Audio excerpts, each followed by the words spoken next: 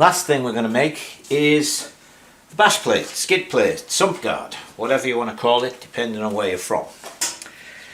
So what I've done to start with is put a little bit of masking tape there and marked what's roughly the centre line there. It's not that I'm marking the centre line, what we're doing again is making a datum point that we can work from. Because we've got to make our plate, which is going to be 1/4 inch alloy, with these 2 holes in it. So that means drilling holes reasonably accurately, and as some of you may be like me, measurement, what's the word, defective. I've always got to think of some way of making it easier for me. So what I've done, as I say, is mark that there so I know I've got a point from both of them. And then I've just cut a strip, put a straight line on it, and made it so it'll just fit under there. And then I've punched the first hole in so that that will go on there. Should go on there. There we go. And then I've marked it so that it matches up with that point, so I know I'm good. Now then what we're going to do is just swivel the forks over so I can get at the other side, which I bet you can't see now, can you? No. So look at this, look at this. There we go. We have the technology, look. Okay. Now what we're going to do is take a sharp implement, if you're allowed sharp implements, and we're going to put this up here to our datum.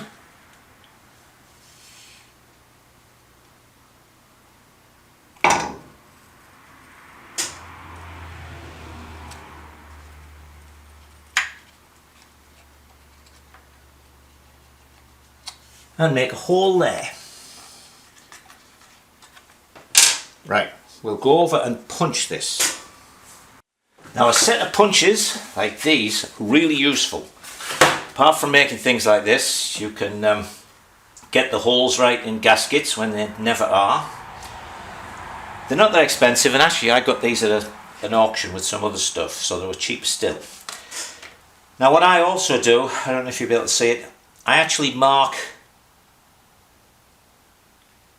all the way around, just 4 marks, because when you go to put them on something like this, it's not like a punch, a pointed punch. The place you're going to put them disappears. So what you've got to do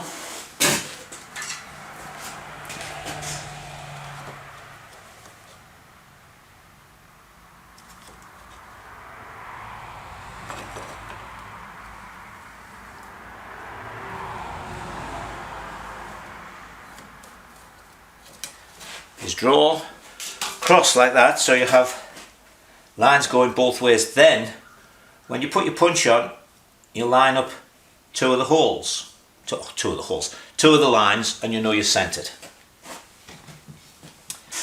So let's do that.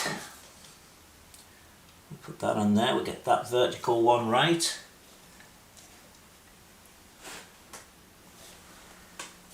And that vertical one right.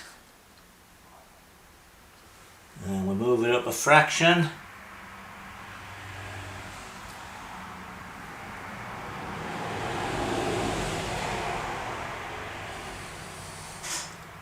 There we go.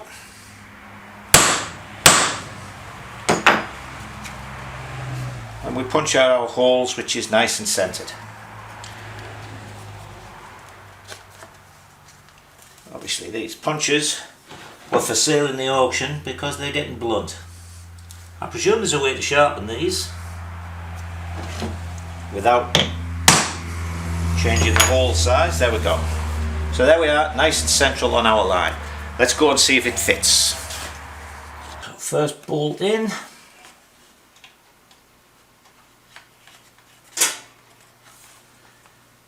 Our little line's still the same there.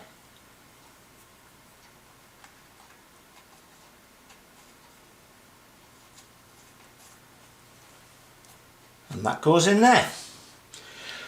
So now when we make our full cardboard template for this, we've got that datum point we can just overlay this piece on it and transfer the holes to that. Now we need some measurements for the actual plate. Now we have our datum here, which is on the centre line of the frame, but of course these engines don't sit centrally. They stick out more one side than the other side. So we're going to have to, the frame itself comes over a little bit more. So we're going to have to measure where we want it. So the easiest way I've found to do that is to get something like this. Something even taller would be better, but you can put that so that you know where you want this to come, and it gives you a point you can measure to.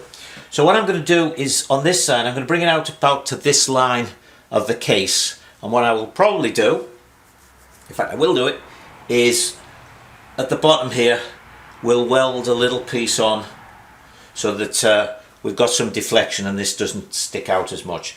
Although to be perfectly honest, the one on my bike is barely wider than the frame, because the piece of alloy I had was barely wider, and I haven't come to any grief yet. This stuff's pretty strong, and if you're slamming into rocks that hard, take up table tennis. Alright, so we want this to be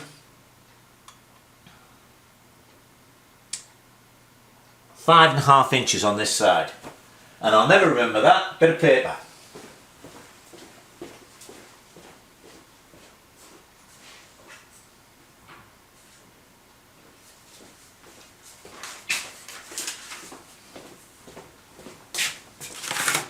Alright, let's do a little drawing.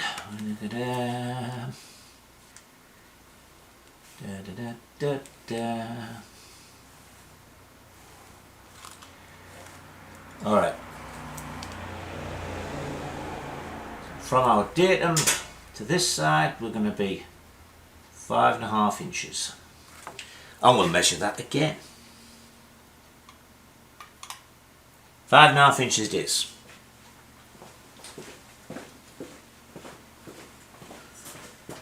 Now then, round this side,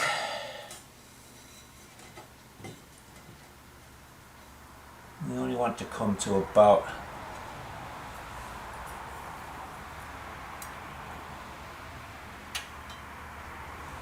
that's good. About there. So on this side we are, and you know, I mean, these don't have to be 3 inches. Correct, exactly. We can make it a bit wider, a bit narrower, depending on what we want. So that side, it's going to be 3 inches. Now what we're going to do is just cut our piece of alloy like that. Then when we've got it closer to what we need, or our piece of alloy, our piece of cardboard, we'll just make it block. We can start to shape the front end here a little bit so that it doesn't just come straight across and stick out like that. Okay. I've cut out a piece 8.5 inches wide and marked our line here, 3 inches from this side, 5.5 inches from that side, which is the way we measured it. Then here's the piece that we made with our holes. Now, two things to mention. One, make sure this is square, because when you transfer these to the alloy, you've got to really be sure that you're bending the alloy squarely, because if you don't, if you get yourself crosswise a little bit, what happens is the alloy bends a bit like that. That's sort of exaggerating it, but you come and when you bolt it up at the front, you'll find one end at the back is up and one end is down. In ships it's called racking. Okay, so the second thing to remember is that when we did this, we actually had it up that way to the bike. So it's the other way round. So what we're going to do is we're going to put that to there. This is marked up, that's marked up, and this is why the datum point is important. Now we can always go to that and we know we're right. So we're going to put that on and just use our punches, or our punch, to transfer that and that hole to there. Now I've got the main piece of cardboard cut out, I can check how I want things, and the first thing I've noticed is I'd actually like to have that about 1/2 inch wider on this other side, because when I put it up, I find it's going to be a bit close on this side, so I'm going to give it another 1/2 inch that side. What we can also decide on here is how we're going to shape it. Now it's got to come down straightish, and then it's going to have to bend around these tubes. So our first bend is going to be about here, and this is where it's, if you've kept everything square, it's nice and easy, because you can just make one mark and then use this edge, go across at right angles, and you know you're going to be right. So that'll be our first bend. Now, some people like to take these bottom frame tubes out, and of course some frame designs don't have them there. I've never bothered, to be honest, because of the sump. The sump on the BSA sticks down below the level of these tubes, so even if you take them out, you're not going to gain any ground clearance. It's not like with the Triumphs where it's up and you can get another 1/2 inch. You're still going to have to come below that, so I just leave them in because they're nice and handy to mount things on, and you're not going to save much weight. So if we have that up there, that side we can just go down a little bit at an angle to maybe where it first bends. Here I think all we'll do is just sort of round that off to make it look nice, because we want to be out here, certainly there, to protect this case. So we're just going to do a round there, and we'll do something similar on the other side. So let me go and cut a piece of aluminium, and then we'll mark this across, and then we'll know where to make our first bend, and that'll start us going down here. Then we're going to have to make another bend just here. So it's going to come down, it's going to start to bend there, then it's going to have to bend again. Then it'll go along more or less level to our mounting here, and then just past there we'll go with it. We're also, of course, if you look at the sump plates that came with the BSAs, you'll find that on the side they have a couple of little pieces welded on, because as I say, this sticks down lower than that. So we're going to put a little piece of alloy on each side to keep ourselves just below that. So we've got our alloy sheet cut, 2 holes drilled in and a couple of curves. We can't get it symmetrical because it sticks out more on one side than the other, so might massage that a little bit. And a line across here which is parallel with those 2 holes to make sure we're going to bend this straight, as I mentioned. So the next thing we're going to do is we're going to put a rod on here. We'll pump this down so that we don't have too much. Actually, you know what? I should have changed this, shouldn't I?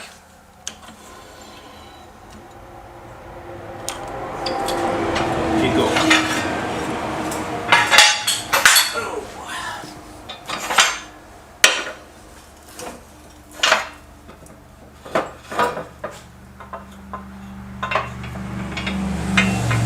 Where's the hole gone? One. And there's the other.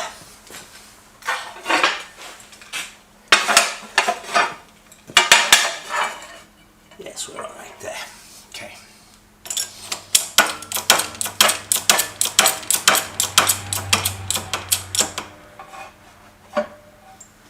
Now then, we've got to make sure everything is square.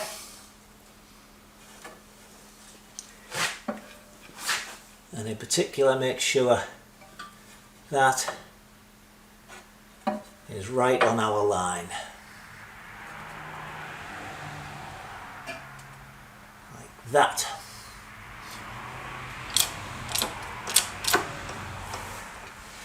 Now we're going to check that. 2 5/8.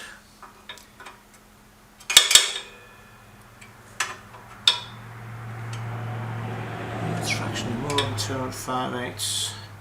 It's fractionally less. Get a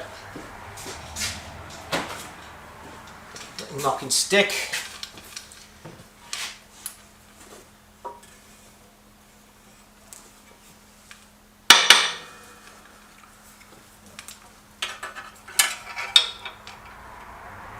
Two and 5/8 to the centre there. Okay.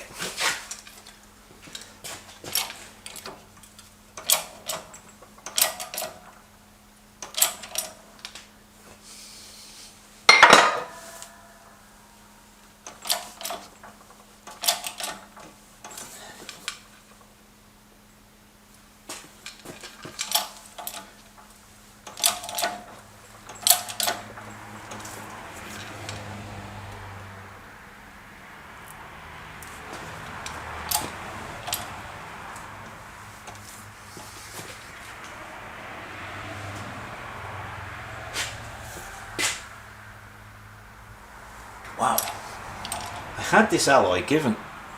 This is a particularly, I don't know what grade it is.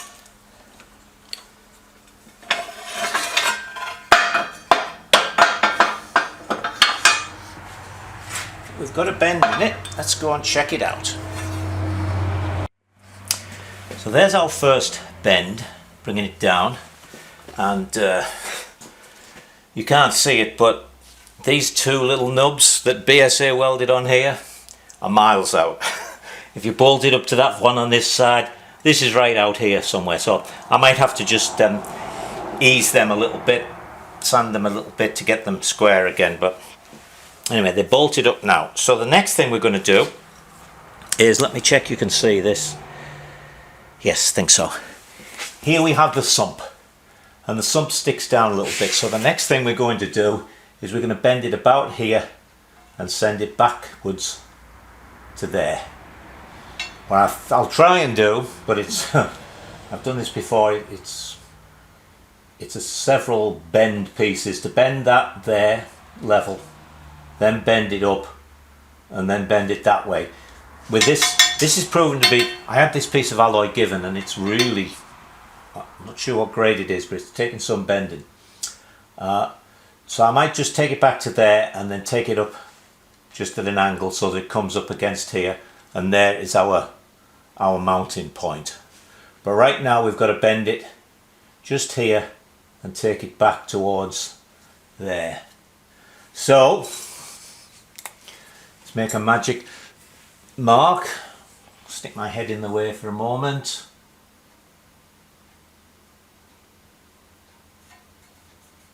Going to have to be bent there, and again, as I say, because we've made sure we've kept everything square, I can just put a set square on there and mark that straight across, and it'll be parallel with this bend, and then we'll get it to come up. So let me go and bend that. Now you can see I've put the second bend in here, and it comes up and it's just nicely at the back. We're going to make a little bracket here which will get welded onto here. It's out of 1/4 inch alloy, and then we'll go from there. What you haven't seen me do is run backwards and forwards to the press, because you've really got to do this a little bit at a time. Unless you've got something you can actually form it up against. If you think bending this stuff is difficult, you should try and straighten it if you go too far or if you've got it in the wrong place. So little bit at a time there, and I'm going to go and shine a torch through under here, so hopefully you can see that there's just there's maybe 1/8 of an inch, something like that, just a little bit under there. Now what we're also going to do, because I don't want to just rely on this, is I'm going to put a couple of little pieces of alloy welded on just here, so that they're up against the frame, and it'll keep everything good and solid so that it doesn't get bashed up against the sump. We've got the plate bolted on, bent the way we want it. So now we've got to make the two rear mountings. And you may remember I put pieces into where the original footrest pieces were. So I'm going to shorten this as well if you're looking at that. So what I've done is out of some 1/4 inch alloy, made a piece to go there, chamfered the ends. This is another one of those places where I've got to phone and find out from PVL. It would be nice actually to just weld this on, but what I'm going to do is put this on and then clamp it. So we'll put it on as it should be.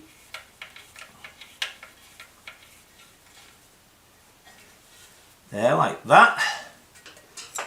Of course, as you tighten it up, it twists a little. So let's just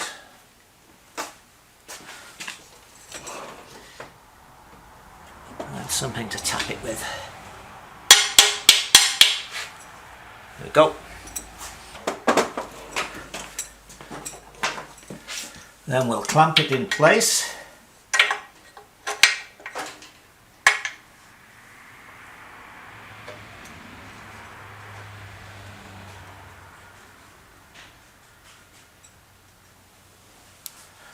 And then we can take this off and weld it on and not worry about not worry about where my memory's gone. What size does that look to be to you? 1/2 inch? No. Well, it's not 9/16 either, but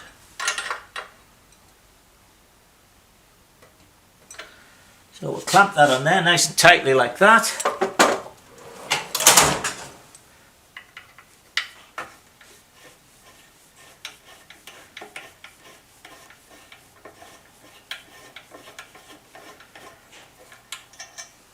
And we'll take the plate off and go and weld it. We'll just tack it to start with and come back and make sure it's alright. I've got this side welded on now, so let's see if it'll still line up. I really have got to thank BSA for putting this front mounting at an angle.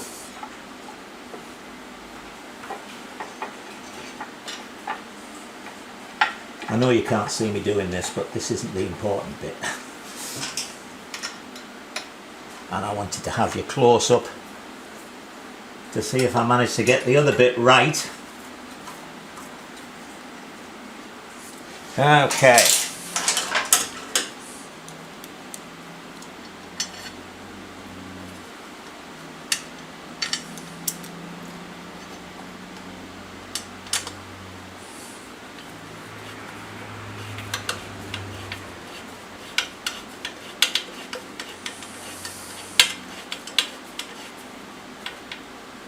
Okay.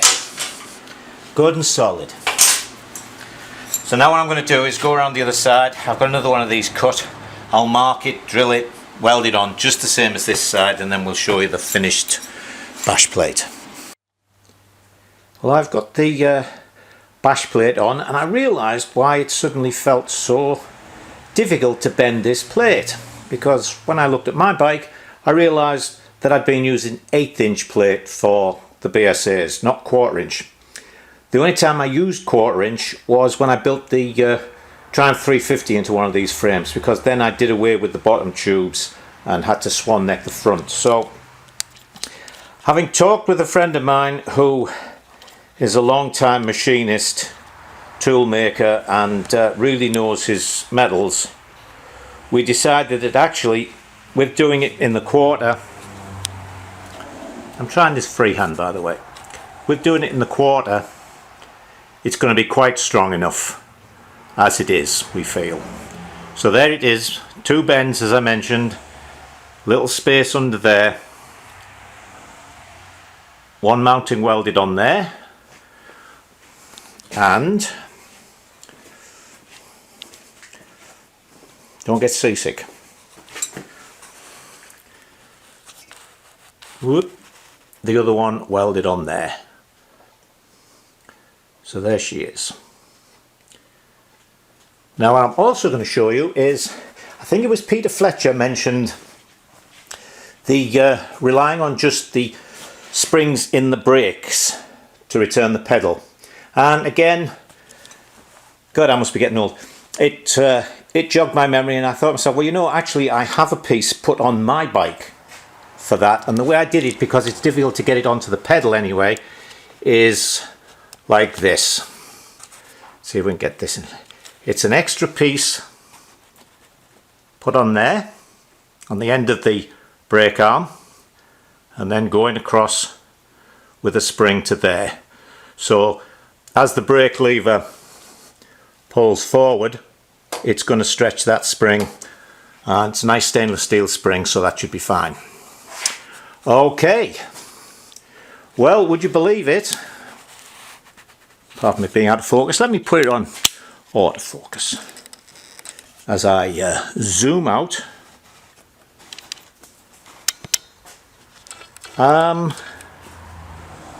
We're actually finished. So the next video, ta-ra, ta-ra, ta-ra, is going to be start up and test ride. Thanks for watching, people.